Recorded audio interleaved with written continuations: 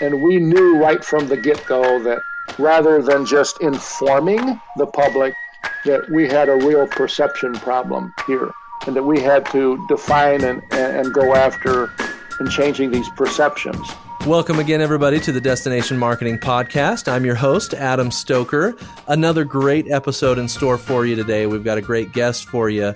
Before we get to our guest, I just want to remind everybody, reviews help us to get noticed, to get more listeners, and to get seen, especially in the destination marketing space. If you're enjoying the podcast, please leave us a review. We would love to get that so that we can continue to climb in the charts as we have so far. The numbers are pretty exciting to see. We're getting more and more listeners every day. So thank you for telling your friends and getting more people interested in the show. We have a great guest, like I said today, and his name is John Ricks, and he's from the state of Nebraska Tourism, and they've got a really unique campaign that we're going to be talking about today. John, welcome to the show. Hi, Adam. How are you? Thanks a lot for having me on. Doing great, especially now that we've got you here with us. Okay. Yeah. Oh, we're ready. We're ready for your knowledge. All right. Before we dive into your campaign and everything, though, John, we have a question that we kind of ask everybody that comes on the show. What is your dream destination? If you could go anywhere in the world, where would it be? Wow. It's a toughie for me because I've been to 50 plus countries. I still haven't been down in the New Zealand, Australia, New Guinea, Bali area. That's I would say that, I don't know if they're dreams. I think every place I go is a dream, but I would say down in that area is kind of something I'm looking forward to. Yeah. So for you, it's not your dream destination. It's just the only place you haven't been. Not really true. Not totally true. I've been a lot of places. I mean, the world's a great place, and travel throughout the world is tremendous. So yeah, I've been a boatload of places. Well, tell me some of your highlights. Tell me some of your favorite places you've been. Well, the 5 weeks in Africa was not bad duty at all. That was fun. Wow. We climbed Kilimanjaro and spent some time out in the Serengeti, which is really kind of fun because you're not, you are the zoo. You're in the zoo, Yeah. and there's no gates or anything. And then the craziest thing I think I've ever done, we went down to Zimbabwe and to Victoria Falls and whitewater rafted the Zambezi River, which is insanity. It's the world's largest concentration of Class 5 rapids anywhere. Oh my gosh. And that'll kind of keep your heart pumping for a good 4 to 8 hours, depending on which tour you pick. But there's a lot of places. I mean, Iceland and Costa Rica and Patagonia and Bhutan and Borneo and Brunei, Vietnam, Cambodia, all these places the world's great. Travel is wonderful. Well, that's why we're all here, right? As destination marketers, we get to do a pretty awesome thing, and that's market destinations around the world. Absolutely. It's a fun job. Well, tell me how you got into it. I mean, it sounds like you're really well traveled. Did that happen after you got in the industry, or were you a traveler that decided to just work in what you love? Oh, it's very easily explainable. I'm an Army brat. So I was born in the Philippines, and then we moved to Japan and a couple other places, but I spent 5 years in Hawaii, which was really bad when a 4th through 9th grader, you don't have to wear shoes, you're just outside all the day. But then graduated from high school on Okinawa, which is part of Japan now. It wasn't then. But Taiwan and all these places. So I just kind of grew up traveling. It's kind of who I am, and it's really truly in my blood. Got it. Okay, then let's talk about professionally then. How did you go from, Army brat, grew up traveling all over the world, to working in tourism? I'm an ad agency guy. I spent 25 years in agencies, a couple of different really good ones, and started out as a bad writer. Well, I started out as a writer, first of all. Okay. Then I discovered I was a bad writer. Then I got into other stuff in the shop. So I was in account service and account planning and strategy and all that kind of stuff. I just found out that I was a whole lot better at translating what needed to be done from a marketing standpoint into the creatives than I was a creative myself. But that's fun. It's not a bad thing. So I was in Wisconsin, and worked for an ad agency at that time, Frankenberry, Laughlin and Constable. They're now Laughlin and Constable, and this is in the mid to late 80s. And the Wisconsin tourism account came up to pitch, and we'd already handled the Department of Economic Development, which was a separate department. So we pitched that and won it. So that was my first baptism in fire with destination marketing, was with the state of Wisconsin back in late 80s. Fun time. Spent years there. Got into then left there and then worked in e-commerce out in Milwaukee with a big tour operator that was a lot of fun, and then got recruited to go out to Boulder, Colorado. So all this is really travel related something, whether it was destination marketing or we had a little consultancy. We did some work with CVBs and things, everything in between. And then in the early 2000s, I joined a shop in Denver and worked on Wyoming tourism for 6 years or so. And then I jokingly call it, then I entered the dark side. Then I came to the government side and was associate director in Colorado for 5 years. And then I've been here for 3 here in Nebraska. Wow. So you have been in tourism your entire career. That's great. Pretty much. Absolutely. Awesome. Well, so it's actually interesting that you've been on both sides of the table as both an ad agency guy and then also on the dark side, as you call it, the government side. Tell me how that gives you a unique perspective on managing your team and probably managing your relationship with an agency. Yeah, I'm truly an ad guy at heart. So sometimes I find myself being kind of like the intermediary between the outside agency and the inside folk. But I think that having that experience is really valuable because government's a different place. It doesn't act like the regular world, if you will, with the rules and everything. And they're not insurmountable. I mean, you have to find a way to work within them. But just knowing the agency environment and what is generally pretty natural to do there sometimes is not looked upon as generally naturally and from the government standpoint. So just having a feel for those things I think is important, because I think I'm really just able to prevent a lot of hiccups from happening, and that just makes the process go easier and the work better. That makes a lot of sense. Having context on kind of what both sides of the table are going through is probably really helpful to be that intermediary role, right? Absolutely, no question.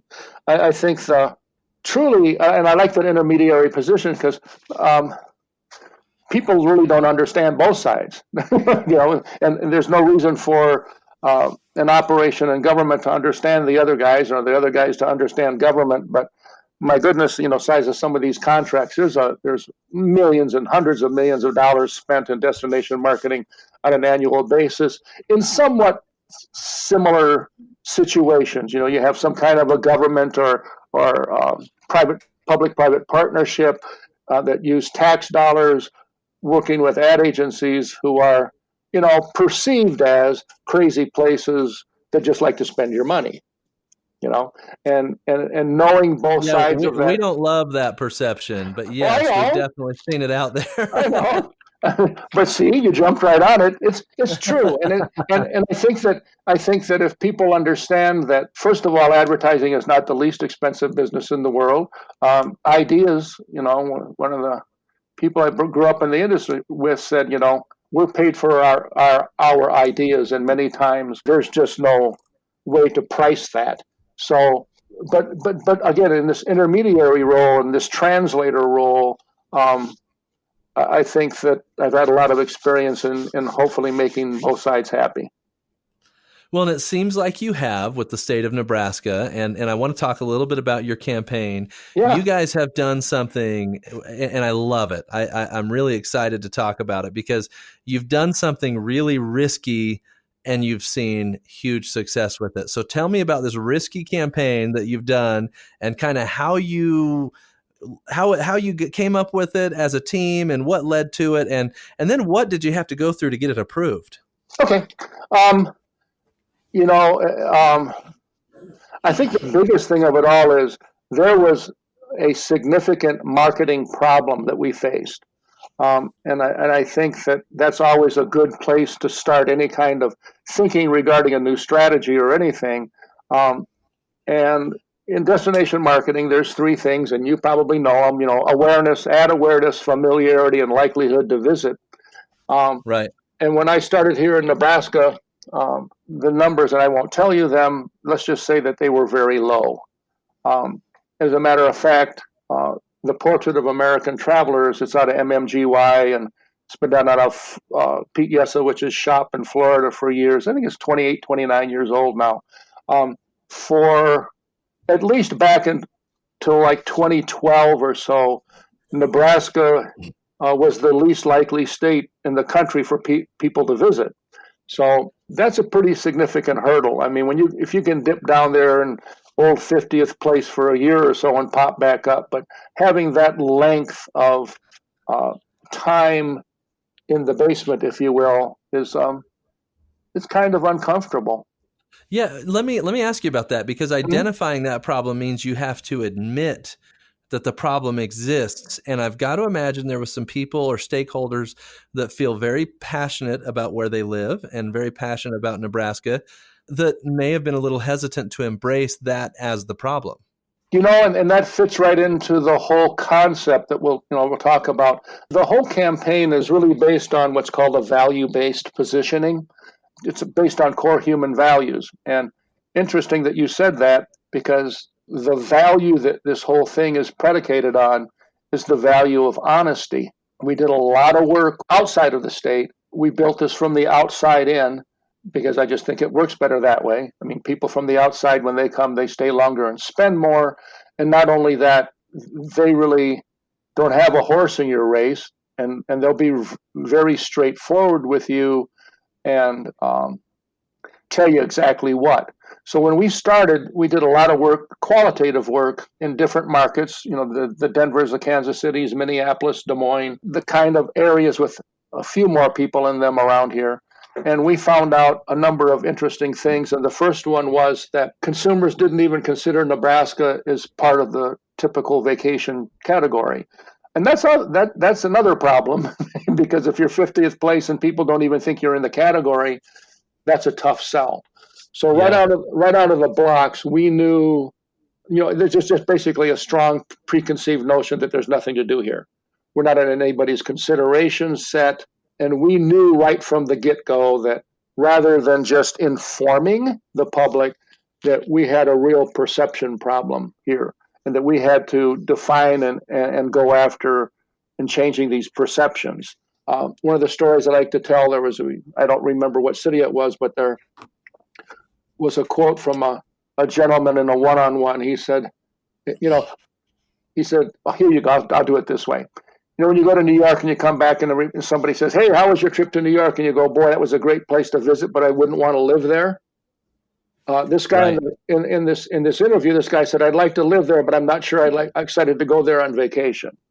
So we were just absolutely upside down, you know. Right. And what we found, even nothing got better, okay, for a while, because what we found that we really just faced what's called brand apathy, and that brand apathy was so because of those preconceived notions of nothing to do and things. Consumers told us that they really weren't interested in putting forth any effort to research anything about Nebraska. Uh, that was that's pretty big. And the Yeah. third thing we found out was that, and this is a geographic thing. It's the size of the state. There are fun things to do here. There are fun things to see and do everywhere. Um, but when we talked to people in focus groups and told them about these things, they generally said, yeah, those are all cool things that I probably would do if I were there, but they're really not, for me, strong enough reasons to go. So, just talking to people about things to see and do wasn't gonna cut it. Um, so we knew, again, right, pretty much from the get go, that we had to be pattern interruptive. We had to somehow break these perceptions, and we had to challenge these perceptions that people have, while at the same time being true to the DNA here and what happens here. And we told our tourism industry at the first conference I was here almost 3 years ago now. We told them, and this is to your point about, did you have some uneasy people? Well, we warned them that what you're going to see in a year, and we hadn't put pen to paper on anything having to do with the campaign at all, that it was going to feel risky and edgy, and that some of you people out there, it's really going to take you outside of your comfort zone. We knew that. So you're laying the groundwork early. We knew that going in. Yep. And Great. This is a very interesting culture. It has a wonderful sense of humor and everything, but they're not big on looking at lists and being number 1, 2, and 3. They're just pretty satisfied with being honest and all those kinds of things. So this core human value thing was important. I can explain that to you really easily, really quickly, because it's really easier to give an example than get into all the philosophical stuff behind it. But we always ask, we throw a picture of a Harley motorcycle up there and say, what does Harley Davidson sell? The first thing to blurt out of most people's mouths is, well, they sell motorcycles, of course. Well, yeah, that's, but work a little harder at it. Go a little deeper. What do they really sell? And Harley sells freedom.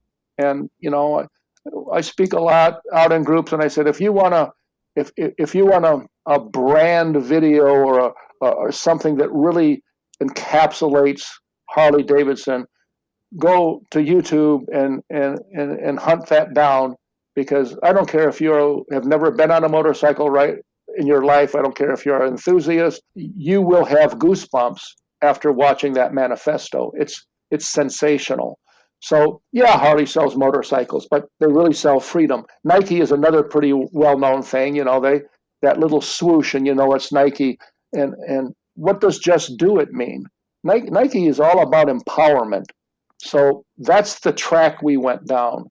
We had to find a way to, I guess the best way to say it is, transcend talking only about things to see and do, because like I said before, every place has things to see and do, and generally, not in all cases, but generally, unless you really have a sensational thing to see and do in your destination, everybody pretty much has everything, same stuff.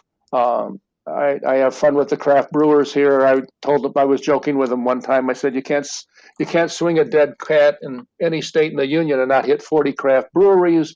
They're not coming. People don't come to the state to visit your craft brewery. Immediately, then I have to come back out and say, but craft brewing it's almost cult-like. So when people come to the state, once we get them here, once we find that reason why, they're going to hunt you guys up. And they're going to enjoy craft breweries everywhere. So that's kind of the concept. And we had to find that sweet spot between the values of the place and the values of the people who were interested, who were, in visiting here. So we did that, a lot of work in that arena. Yeah, we call that persona mapping, right? Yeah. You take the target persona and their values and match it with what message is going to touch on those the most. And yeah, I think that's a great exercise to go through. Yeah, and there's, it's hard work. There are truly about almost 500 different values, and values are your inner compass. It's the basis for what you make decisions on and how you live your life and things. So it can be pretty heavy stuff, but as you know, in working a campaign like this up, the whole strategy is a process of focus. It's not a shotgun process. You have to keep winnowing it down to, in this case, that one core personal value that we thought was shared here by the culture and out of state by the people who are interested in kind of the same things here. So we narrowed it down to about 10 of them, and honesty came up as the winner. And it's worked because for the creatives who worked on it, we had to, what I call it, dimensionalize what honesty really means. Because, initially when you say honesty, somebody says, well, I tell the truth and all that kind of stuff. Well, it's much deeper than that. Right. And we dimensionalized it. We came up with three kind of pillars: truth, simplicity, and purity. And I'll just read you some words because I'll tell you a story about that in a second. But candid, open, and straightforward, and sincere are under truth. And simplicity is unadorned and ordinary and appreciative and self-aware and modest. And purity are the genuine, the authentic, open-hearted and natural, unblemished kinds of things. And those were our pillars. And we were showing some people when things were in layout stage yet. And there's a gentleman here who I was walking this through, and he said, what exactly is this now? And I told him that we actually built this from the outside in. This is what the kinds of things and how people described what honesty is. And he looked at me and he said, well, that's me. So we knew then that we had a connection between talking to the people from outside of the state and what the real, as you put it, the persona or psyche of the place was, or the people in the place. So we knew that this honesty thing had some legs. Yeah. Great. Now, I think our listeners might kill us if we don't get to what the actual, campaign is. Let's talk about the campaign and messaging and dive into that. Sure. I mean, where we settled, and we tested it around a lot, where we settled was on, again, I'm not a big tagline guy. I've always believed that if a tagline kind of puts a bow on the present, if you will, that it's worthwhile. But it came out as, honestly, it's not for everyone. And the executions are really interesting. There's a concept in the development that we came across, and it's called inoculation. So when we were out of state talking to people, we asked them what their barriers were to visiting here. And these are the kinds of things that came up. There's nothing to do here. It's flat and boring, nothing but flyover country, and on and on and on. The dusty plains, the dusty Great Plains, and all that. So what we did was this technique called inoculation was we fed them the thing that they were most familiar with. For example, one of the headlines on one of the ads is lucky for you, there's nothing to do here. And we have a picture of people tanking. Now, tanking is a unique thing here. I don't even know if you know what it is. I'm not familiar with it. Oh, well, you got to come up and do it then, because somewhere along the line here, and in the last whatever years, a rancher or a farmer took a livestock tank and threw it in a river, and now you can go tanking. The rivers here don't have like in Colorado, they don't have the hot water, the rapids, but there's a lot of miles of river in this state that are deep enough, and you set a bunch of people up, you can get 7, 8 people in a tank, up to 10 maybe if they're little kids, and you just float down a river for hours, and it's a beautiful. Oh, really? Absolutely beautiful territory. You got paddles and stuff, and you bring your favorite beverages in there, and I've seen even people grilling in them, and you mosey down these rivers, and it's phenomenal. So that is unique. That's really unique. Yeah. So, I mean, the fun part was this is really a concept and copy-driven campaign, because I'll read you the ad because it's fun. It says, lucky for you, there's nothing to do here.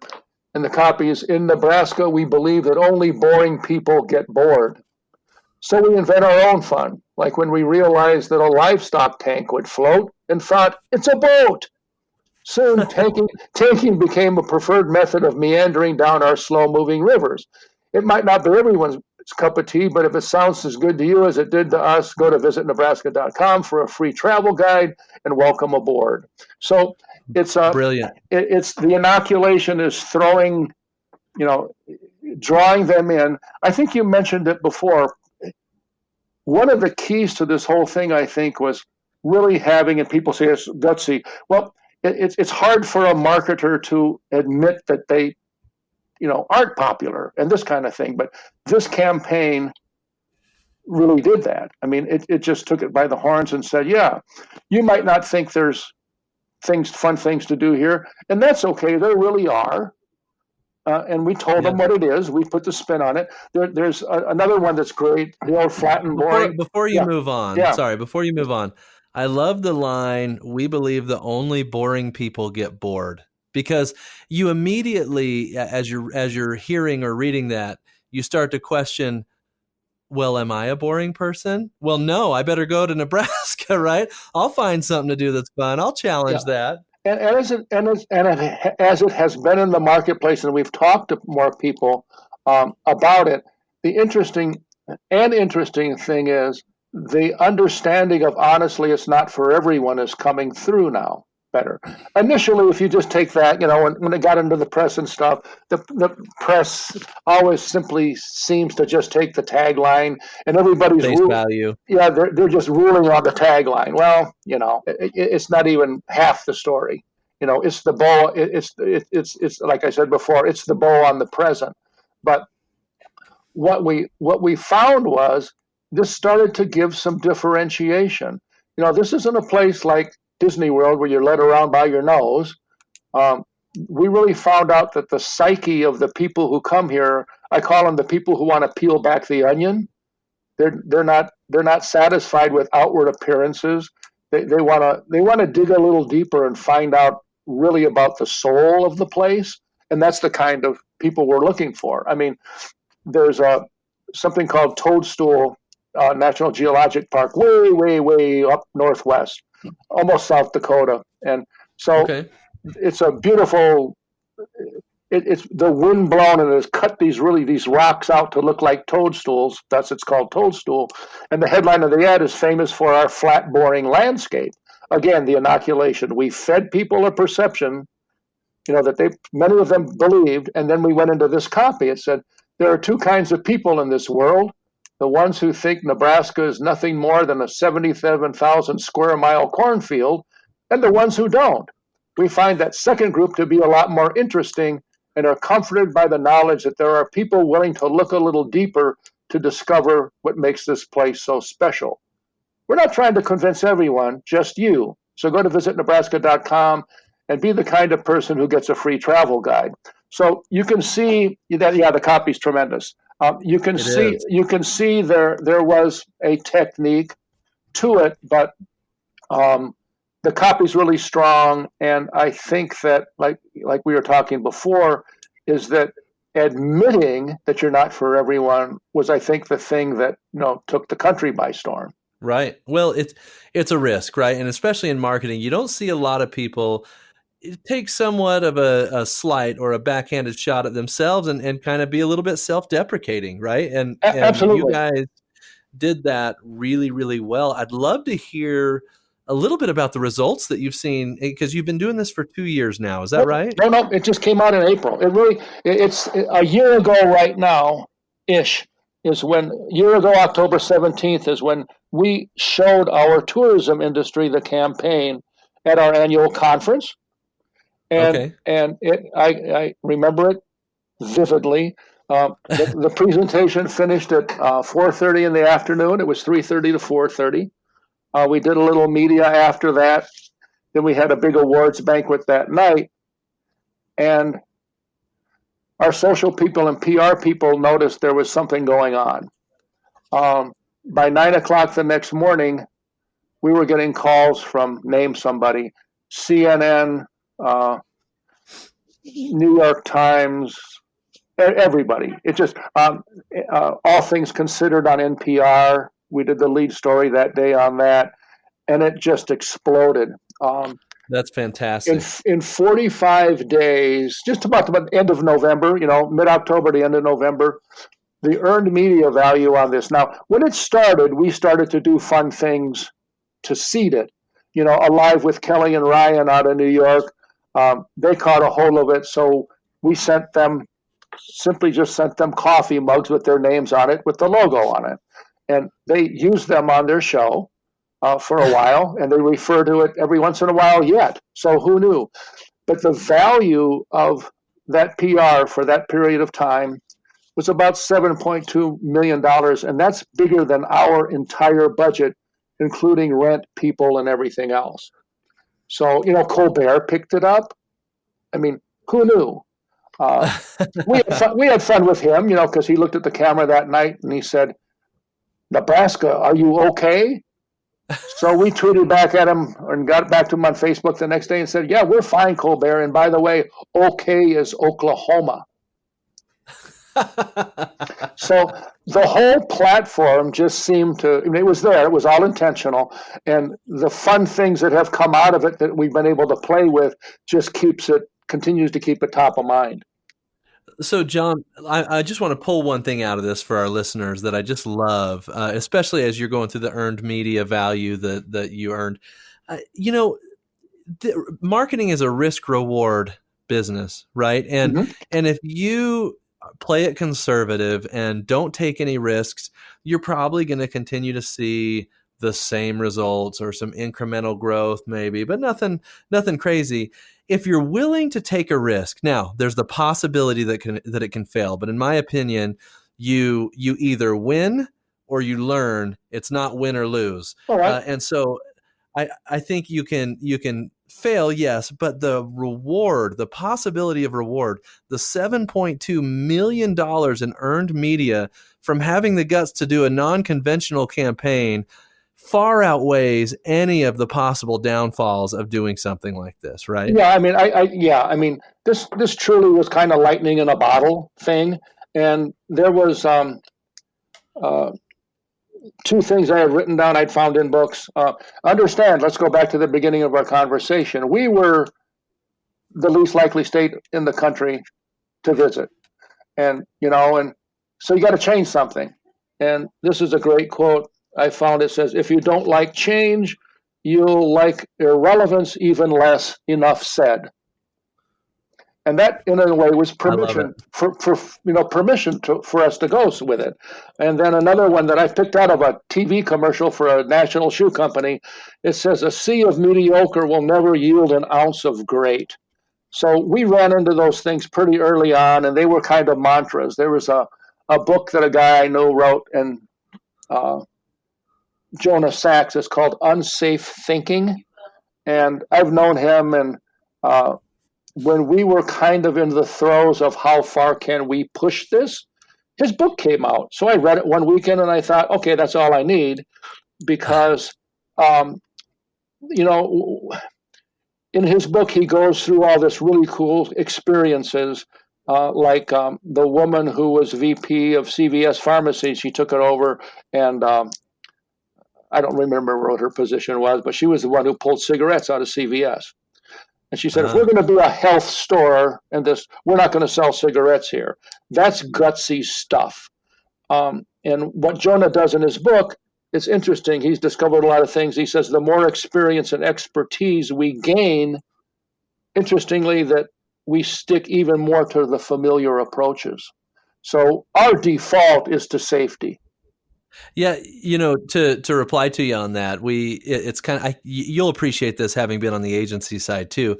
I can't tell you how many meetings I've been in where somebody says, we have this problem that we need to solve. And so we put our heads together, we put together a few options, right? And we say, here's how we feel like you can solve this problem. And the answer is, but we've always done it this way.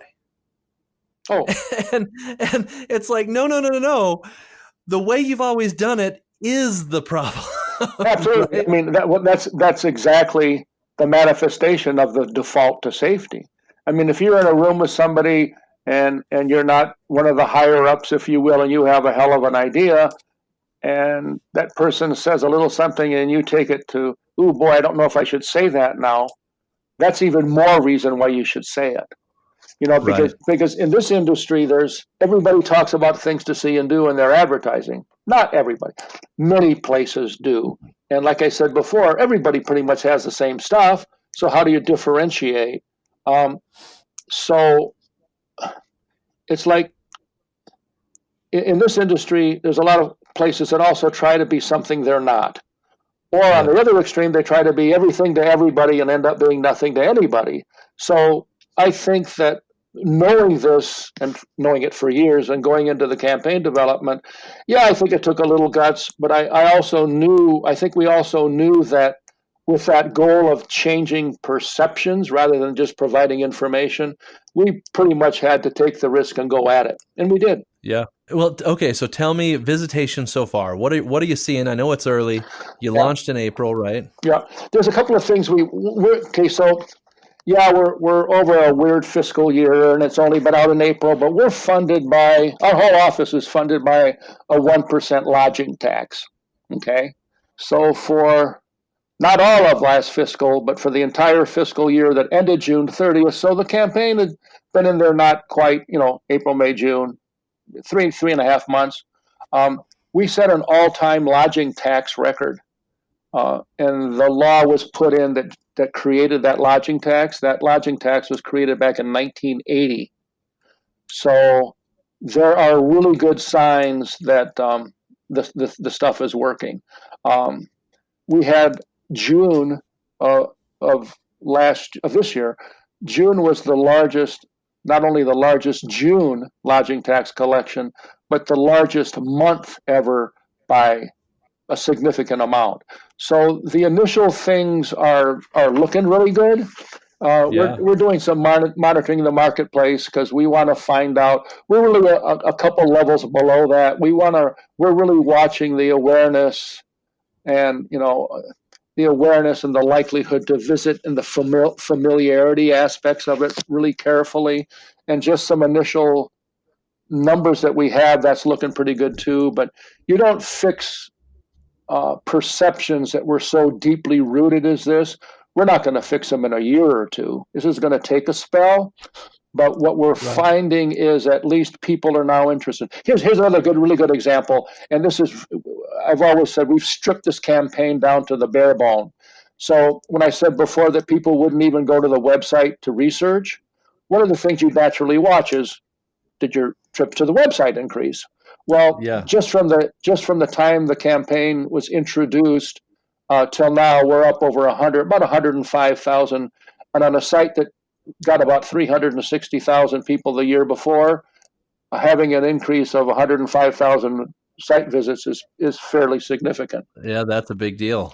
So yeah, we just have to. It's out there. We're gonna, we watch it closely every day, and it's a unique thing, and and the results look good so far, really good. Well, congratulations, first of all. Thank you. What a great idea, great campaign. Took some guts, but what a reward. I mean, to have your biggest month ever just a couple months after launching the campaign, and really transient room tax collection is the best way to measure the effectiveness of the campaign, because there's so many different, especially in tourism, so many different levers to look at, Yep. brochure downloads, web traffic, all that kind of stuff. But what matters is, did people come and stay? And in such a short period of time after you guys launched the campaign, people are already booking trips and coming and staying at a faster and larger rate than they were before. I think that speaks volumes to what you guys have done. So kudos to you guys. Thanks. It's been fun. It truly is lightning in a bottle, but hey, the more lightning in a bottle you can hunt up, the better, I guess. Totally. Now, tell me, and I think we've just got a couple more minutes, John, but how do you know it's a risk worth taking? I mean, you didn't know that you were going to have your biggest month ever when you're coming up with this campaign. No. You didn't know web traffic was going to be up by, around 30%. How do you know it's a risk worth taking? There's always a decision point, and like I mentioned before, that Unsafe Thinking book kind of gave me personally permission to do it. But we did a lot of work with consumers. We sat and listened. We did focus groups. We did one-on-one interviews. We tested. The word tested is bad because creatives say, "Oh, let's not test everything." We talked. We talked to people about it, and when we went into this testing and stuff, we knew that this kind of self-deprecating humor. Well, humor's funny until it's not, right? So we knew we had to take something in to see how far we could push the envelope. And, in a short answer to your question, you go talk to people who are your prospects, and this is a real high interest category. So they'll tell you. So we just listened very carefully, and I'll read you this ad, and I'll even send it to you, because we took an ad in that we thought was going to push the envelope. Okay, so this is an ad about festivals, events. Every state has events, and you have fun mutter runs and all this other kind of stuff. We have some unique things here. So the headline of this ad is "Festivals for Everything from Mud to Testicles," and the subhead is "Some of you are shaking your heads." And people just tested the best of all the ads. And the copy just says, "Nebraskans can find joy in just about anything." So we have festivals celebrating just about everything: art, science, junk, juggling, chickens, pirates, bees, John C. Fremont mud, and yes, those delectable cattle cojones. Not everyone shares this approach to life, but if you're a Nebraskan at heart, go to visitnebraska.com for a free travel guide, and maybe we'll create a festival to celebrate just that. That ad tested very well, and it didn't offend anybody, so we knew that we had, and then grouping with all the other stuff and everything, we knew that we had something. And I guess that part of the whole game is, how does your gut feel? And Yeah. that's kind of where it comes down. You got to get out of your head and into your heart and your gut. And we were in our gut by then, and we said, let's just let this thing fly. And we did. John, the copywriting on this campaign is just incredible. Yep, it's really good. Tell me the name of that book again, because I actually would like to. Oh, yeah. I would like to have it posted for our listeners. Yeah, it's Unsafe Thinking, and the guy's name is Jonah Sachs, S-A-C-H. He's a former ad agency guy from the Bay Area. Really a good guy. Okay.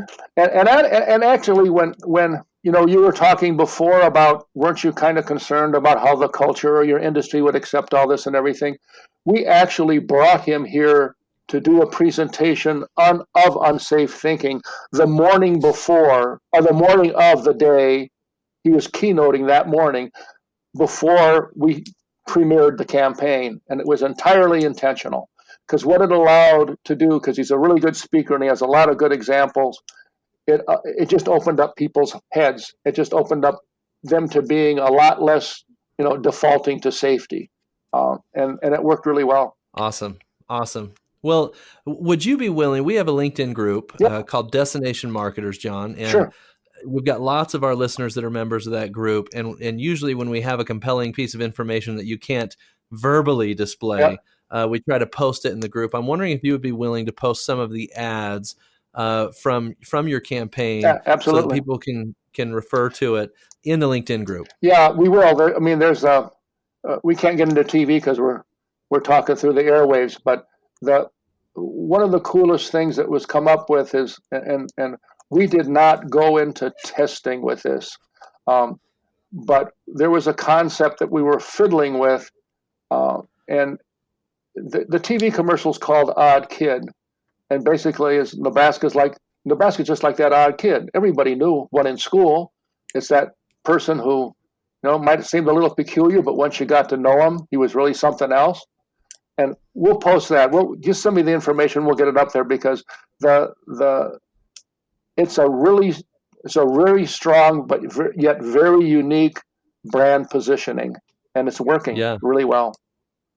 Oh, great. Yeah, I'd love to have you post that. I'll have Kyle send you the Perfect link to be able to join that group and get it posted. Yep, and there's kudos to a buddy of mine who I've worked with I worked with him for years and didn't work with him, but brought him back. His name's Kirk Rumpke. He's the master behind the copy. I've met few people like him, and he just, this was a home run.